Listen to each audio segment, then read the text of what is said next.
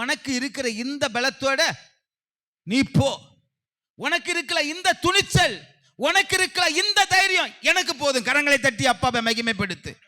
அவன் சொல்லுகிறான், ஐயா நான் எப்படி ஐயா இந்த இஸ்ரவேல் ஜனங்களை ரட்சிப்பேன்? இந்த துணிச்சல் இருந்துல்ல, இந்த தைரியம் இருந்துல்ல, அது எனக்கு போதும். கரங்களை தட்டி அப்பாவை மகிமைப்படுத்து. உனக்கு இருக்கிற இந்த கொஞ்ச பலத்துல, உனக்கு இருக்கிற இந்த கொஞ்ச தைரியத்துல நீ கர்த்தருக்காக எழும்புவாய் என்றால், நமக்கு 2 நாள் பிரச்சனை வந்துட்டா 3ஆம் நாள் நான் இனி சர்ச்சைக்கு யாரையும் குற்றம் சொல்லல. நம்ம அப்படிதான் போயிட்டோம். தைரியம் எல்லாம் எங்க போச்சுன்னு தெரியல. ஐயா நீ ஆண்டவருக்கு பயன்பட வேண்டுமானா நீ எப்படி இருக்கணும் சொல்லுங்க?